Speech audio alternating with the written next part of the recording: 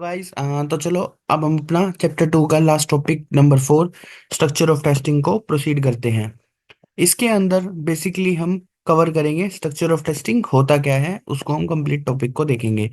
इसके अंदर जो टॉपिक्स है वो ये सब है। स्ट्रक्चर ऑफ टेस्टिंग क्या होता है, टाइप ऑफ स्ट्रक्चर क्या है, white box testing, maintenance testing क्या होती है, थोड़ा सा वाइट बॉक्स टेस्टिंग के बारे में, अलग अलग 3 कैटेगरीज जो है इंपॉर्टेंट स्टेटमेंट, ब्रांच या डिसीजन जिसको हम बोलते हैं, और एक पाथ, इनको देखेंगे।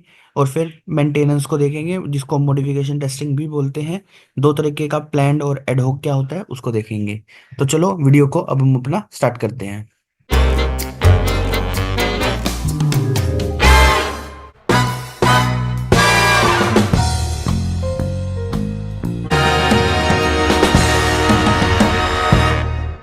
तो स्ट्रक्चर ऑफ टेस्टिंग का मतलब क्या है? स्ट्रक्चर ऑफ टेस्टिंग का मतलब है कि हमें टेस्टिंग करनी है अपने सॉफ्टवेयर की या प्रोडक्ट की, उसकी कंपोनेंट्स की, मतलब उसके सिस्टम की। उसको स्ट्रक्चर बोला जाता है। इसके अंदर बेसिकली हम एक डायग्रामेट्रिकल फॉर्म में जो हमने कोड लिखा है उसको रिप्रेजेंट करते हैं और उसकी टेस्टिंग को प्रोसीड करते हैं। और अगर कोई चेंजेस आते हैं उसकी वेरिफिकेशन भी स्ट्रक्चरल टेस्टिंग का ही पार्ट कहलाती है। इसीलिए स्ट्रक्चरल टेस्टिंग को ज्यादातर लोग व्हाइट बॉक्स टेस्टिंग भी बोलते हैं, लेकिन ISTQB के अकॉर्डिंगली स्ट्रक्चर टेस्टिंग को दो हिस्सों में डिवाइड किया गया है। एक है व्हाइट बॉक्स टेस्टिंग और दूसरा है मेंटेनेंस टेस्टिंग। तो इनको देखेंगे मेनली यूजर के परस्पेक्टिव से देखें तो structure testing white box testing को ही बोलते हैं। तो इसके अंदर क्या होता है कि ऑल लेवल ऑफ टेस्टिंग पर डेवलपर टेस्ट करता है स्ट्रक्चर फॉर्म के अंदर, और हर एक कंपोनेंट की टेस्टिंग करता है अपने फ्लो के अंदर। फिर अब हम पढ़ेंगे वाइट बॉक्स टेस्टिंग क्या होता है। तो वाइट बॉक्स टेस्टिंग इनडायरेक्टली इसको हम ग्लास बॉक्स टेस्टिंग या clear box testing, transparent testing भी बोलते हैं। इसके अंदर जो टेस्टर होता है उसको कंप्लीट इंफॉर्मेशन होती है इनसाइड ऑफ अ कोड की, कि कैसे स्ट्रक्चरल फॉर्म में वो है। तो इसी बेसिस पे फिर वो टेस्टिंग परफॉर्म करता है अलग अलग कवरेज को मद्देनजर रखते हुए। तो टेस्ट का स्ट्रक्चर ऐड करते हैं, बेसिकली कोड की वेरिफिकेशन होती है, टेस्टर को नॉलेज होती है inside of a software code. इसके अंदर क्या करते हैं, हर यूनिट इंटीग्रेशन सिस्टम लेवल पे भी व्हाइट बॉक्स टेस्टिंग अप्लाई करी जा सकती है सॉफ्टवेयर के अंदर। 3 कवरेज के अंदर इसको डिवाइड किया गया है जो टेस्टर परफॉर्म करता है। पहला है स्टेटमेंट, सेकंड है branch and decision, and third है पाथ। अब इनको अच्छी तरीके से एग्जाम्पल के फॉर्म में समझेंगे हम। तो स्टेटमेंट कवरेज क्या होती है? स्टेटमेंट कवरेज का मतलब होता है कि आपको मिनिमम से मिनिमल टेस्ट करने हैं और जितनी भी ट्रू कंडीशन है उसको एग्जीक्यूट करना है। इसमें हमें एल्स कंडीशन को एग्जीक्यूट नहीं करना होता। इसमें हमें सिर्फ ट्रू कंडीशन को वैल्यू निकालनी होती है, और हर एक जो भी नोड्स होती हैं उसको कंप्लीट करना होता है। अगर आपको 100% स्टेटमेंट कवरेज एग्जीक्यूट करनी है तब हम क्या करते हैं, तब हम उसकी नेगेटिव वाली साइड भी जाते हैं। लेकिन अगर आपको बोले कि स्टेटमेंट कवरेज करनी है तो आपको इसका ओनली इफ वाला पार्ट एग्जीक्यूट करते हो। तो इनडायरेक्टली आप नंबर ऑफ एल्स को काउंट करो और उसके आगे +1 लगा दो, वो आपका स्टेटमेंट कवरेज को रिप्रेजेंट करता है। तो ये इसका पूरा वैल्यू होती है।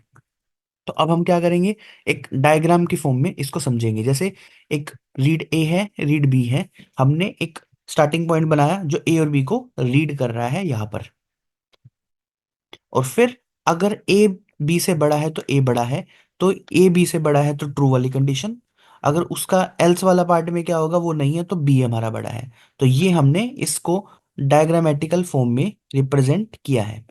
अब इसके अंदर 2 पॉइंट्स हैं। जो एरो है जो ग्रीन कलर को रिप्रेजेंट कर रही है इसको हम ब्रांचेस बोलते हैं। और जो बॉक्सेस है या फिर जो रेक्टेंगुलर या जिसको बोलते हैं क्वाड्रिलेटरल फॉर्म में जो दिख रहे हैं इसको नोड्स बोला जाता है। तो ये इसलिए मैंने नोड्स और ये ब्रांचेस इसको बोला जाता है। तो आपका स्टेटमेंट कवरेज के अंदर एवरी नोड्स आ जाए ये हमें चेक करना होता है। और ब्रांच के अंदर every branch should be a part. तो इस डायग्राम के अकॉर्डिंगली आपको एक तो ये ट्रू वाला पाथ बना और एक आपका ये वाला बना फॉल्स वाला। तो ये दो फ्लो बने। लेकिन जब आपसे कोई पूछा जाए कि 100% स्टेटमेंट कवरेज, तो इसका आंसर 2 देना है। लेकिन अगर आपको बोला जाए स्टेटमेंट कवरेज निकालनी है आपको इसकी, तो इसका आंसर आपको 1 देना है। तो 100%, तो इसलिए दो एसोसिएटेड क्वेश्चन पूछे जाते हैं कि स्टेटमेंट कवरेज कितनी है, तो उसका percent number of statement divided by total number of statement को उसको 100 से मल्टीप्लाई कर दो, वो आपको स्टेटमेंट कवरेज को रिप्रेजेंट करती है। जैसे यहाँ पर मेरे स्टेटमेंट कवरेज निकालनी है फॉर एग्जाम्पल, तो आपका 1/2 इंटू 100, तो आपकी, अगर आपकी सिर्फ ट्रू के अकॉर्डिंगली करते तो आपकी 50% स्टेटमेंट कवरेज अचीव हुई है। लेकिन अगर आप इसको दोनों की दोनों को काउंट कर लेंगे, तब आप 2/2 मतलब 100%। तो इस तरीके का एक इंटरव्यू क्वेश्चन पूछा जाता है आपसे कि स्टेटमेंट कवरेज अगर परसेंटेज आपको 100% अचीव करनी है तो 2 आंसर, अगर आपको स्टेटमेंट कवरेज निकालना है तो 1 आंसर। तो ये दो अलग अलग क्वेश्चंस को रिप्रेजेंट करते हैं। सेम एक और एग्जांपल से ज्यादा समझते हैं। इसमें एल्स काउंट करो कितनी बार है, एक बार और 2 बार। तो स्टेटमेंट कवरेज क्या हो जाएगी, 1 प्लस नंबर ऑफ एल्स मतलब 2। तो इसका स्टेटमेंट कवरेज 3 हुआ। इस तरीके से इसका शॉर्टकट है, अगर आप इसको वैसे करेंगे तो एक तो ये चलेगा, एक ये चलेगा और एक ये चलेगा, इससे 3 आंसर आ जाएगा। तो इसीलिए आपका स्टेटमेंट कवरेज इस तरीके से वर्क करता है। अब ये एक और एग्जांपल है, इसका मुझे कमेंट सेक्शन में लिख के बताइएगा इसका आंसर क्या है। अब इसके अंदर वैसे आप देखो तो इफ आपको कोई कंडीशन दिख नहीं रही है तो इसका मैं ऑप्शन दे देता हूँ, 1 प्लस नंबर ऑफ एल्स कितने हैं, 0। तो ये इसका हिंट है। अब आप मुझे कमेंट सेक्शन में इसका एक बताना है कि ये क्यों आया, तो ये आप मुझे बताना। अगला है ब्रांच या डिसीजन। ब्रांच या डिसीजन के अंदर जितने भी ट्रूज हैं, जितने भी फॉल्स हैं, उसको हम कंप्लीट करने की कोशिश करते हैं। अब एक पॉइंट होता है कि 100% अगर स्टेटमेंट कवरेज अचीव होती है, इसका मतलब ये नहीं कि हर ब्रांच आ गई है। हर ब्रांच आ गई है लेकिन इसका मतलब जरूर होता है कि 100% स्टेटमेंट कवरेज फुलफिल हुई है। तो इसका ये एक इंपॉर्टेंट ISTQB में एज अ क्वेश्चन पूछा जाता है कि 100% DC guarantee 100% statement coverage, but 100% supreme statement coverage didn't guarantee 100% decision coverage. Decision और ब्रांच एक ही चीज को रिप्रेजेंट करते हैं, बी भी लिख सकते हो, BC भी लिख सकते हो और DC भी लिख सकते हो, दोनों एक ही चीज को रिप्रेजेंट करते हैं। ये पूछा गया है, इसमें से आइदर ट्रू कौन सा है, फॉल्स कौन सा है, इस तरीके से। सेम यही वाला एग्जांपल लेके चलते हैं। अगर आपको 100% कवरेज अचीव करनी है स्टेटमेंट की, तो इसका आंसर कैसे आएगा, 2। अगर आपको 100% ब्रांच भी करनी है, तो एक ब्रांच तो इसकी ये वाली हुई, सेकंड ब्रांच आपकी ये वाली हुई, तो इसके अंदर भी ब्रांच कवरेज 2 ही हुई। तो इसीलिए बोला जाता है जब भी आप 100% ब्रांच चल जाएगा, ऑटोमेटिकली वो स्टेटमेंट कवरेज को फुलफिल कर ही देगा। तो इसीलिए ये इसका आंसर था। तो इसके एसोसिएटेड ये वाला क्वेश्चन सेम, ब्रांच कवरेज का फॉर्मूला भी number of branch divided total number of branch into 100, minimum कैसे रिसीव करेंगे, सेम वे अप्रोच। और पाथ कवरेज, अब फाइनल आखिरी बचता है हमारा पाथ कवरेज को, कि जो भी पाथ एग्जीक्यूट हो सकते हैं हम उनको एग्जीक्यूट करके देखते हैं, तो वो आपका पाथ को रिप्रेजेंट करता है। तो 100% जो ब्रांच कवरेज है या फिर पाथ कवरेज है, वो दोनों 100% रिप्रेजेंट कर रहे हैं स्टेटमेंट कवरेज को भी, डिसीजन कवरेज को भी। या BC नहीं है यहाँ पे, सॉरी PC है ये, ठीक है, और यहाँ पे 100% PC है। तो ये आपका छोटा सा टॉपिक था, व्हाइट बॉक्स टेस्टिंग के 3 चीजें सीखे, स्टेटमेंट, ब्रांच और डिसीजन के बारे में। और अगर आपको ये एक और एग्जांपल के थ्रू समझते हैं, अगर इसकी मेरे को ब्रांचेस निकालनी है, तो एक ब्रांच तो इसकी ये हुई जिसमें सारे एग्जीक्यूट हुए, दूसरी ब्रांच इसकी ये हुई, तीसरी ब्रांच इसकी यहाँ से यहाँ पर एग्जीक्यूट करके ये गई, तो इसकी ब्रांच कवरेज कितनी आई, 3। क्यों, क्योंकि इसके अंदर सभी पॉइंट इस तरीके से एग्जीक्यूट हमने करे हैं। तो ये इसका बिल्कुल सिंपल सा लॉजिक रहा है। और अब आपका लास्ट टॉपिक बचता है जो कि स्ट्रक्चरल का है, कौन सा, मेंटेनेंस। मेंटेनेंस नाम से पता चल रहा है कि जब भी कोई चीज ऑलरेडी बन चुकी है, आप उसके अंदर नई एनहेंसमेंट आ रही है, या फिर कोई चेंज आ रहा है, या कोई डाटा माइग्रेशन हो रही है, या फिर कुछ भी कोड माइग्रेशन हो रही है, तो हम मेंटेनेंस टेस्टिंग को परफॉर्म करते हैं। ये एक अलग से SDLC का ही फेज होता है, मेंटेनेंस टेस्टिंग भी बोलते हैं इसको, मेंटेनेंस के अंदर आता है ये। इसके अंदर एनहेंसमेंट, चेंज, माइग्रेशन कुछ भी होता है, उसकी जब हम टेस्टिंग करते हैं तो वो मेंटेनेंस टेस्टिंग का ही पार्ट होता है। इसके अंदर टेस्टर को दो थिंग रिमेंबर रखनी चाहिए होती है कि जब भी कोई सॉफ्टवेयर चेंज होता है तो उसकी टेस्टिंग अच्छी तरीके से करनी है, और उस चेंज की वजह से कुछ इम्पैक्ट तो नहीं आ गया, तो इसका मतलब रिग्रेशन टेस्टिंग करते हैं हम इस मेंटेनेंस टेस्टिंग के अंदर।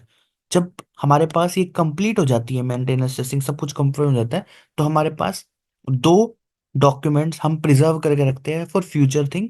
First is test wares and test basis. अब इन दोनों बीच में क्या डिफरेंस होता है?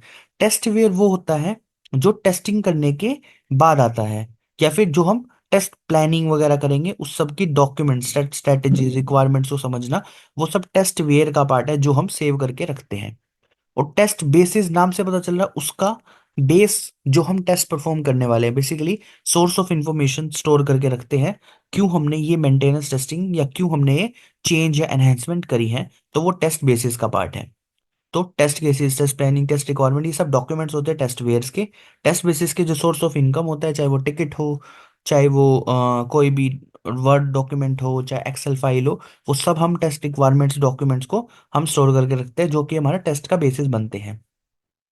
और फाइनली मेंटेनेंस टेस्टिंग को दो हिस्सों में डिवाइड किया गया है, एक है प्लान और एक है एडहॉक करेक्टिवनेस। कि मतलब अगर प्लान रखते हैं, जैसे हर साल सितंबर में आईफोन लॉन्च होता है, तो वो प्लान्ड है। एक एनहेंसमेंट जो प्लान्ड है वो एवरी ईयर हो रही है। एक एडहॉक होती है, बीच बीच में चेंजेस आते हैं। जैसे आपको 18.1 स्टार्ट मिला था, 18.0 स्टार्ट मिला था सितंबर में, अब वो अपग्रेड होके 18.3.1 बन चुका है। तो वो एडहोकली चेंजेस है, बीच बीच में चेंजेस करे जा रहे हैं, एनहेंसमेंट्स करी जा रही है, कोई भी बग्स आ रहे हैं उसको फिक्सिंग करी जा रही है। तो वो सब इन एडहोक का पार्ट कहलाता है। और प्लान्ड होता है, डिसीजन डिसाइड होता है कि इस तारीख को हम लोगों तक प्रोवाइड करेंगे ये चीजें। तो ये आपका फाइनल टॉपिक खत्म होता है चैप्टर 2, स्ट्रक्चर ऑफ टेस्टिंग का। इसके बाद हम चैप्टर नंबर 3 का टॉपिक्स देखेंगे नेक्स्ट वीडियो के अंदर, और फिर टॉपिक चैप्टर नंबर 3 को स्टार्ट करेंगे आईएसटी क्यूबी के अंदर। Bye bye. ऐसे ही अगर आपको मेरी वीडियो अच्छी लग रही है तो लाइक करना ना भूलें, शेयर कर दीजिएगा वीडियो को अपने टेस्टिंग सर्कल के साथ, सब्सक्राइब कर दीजिएगा और बेल आइकन को जरूर दबाइएगा सारी नोटिफिकेशन पाने के लिए। मिलते हैं नेक्स्ट वीडियो के दौरान। Bye bye guys.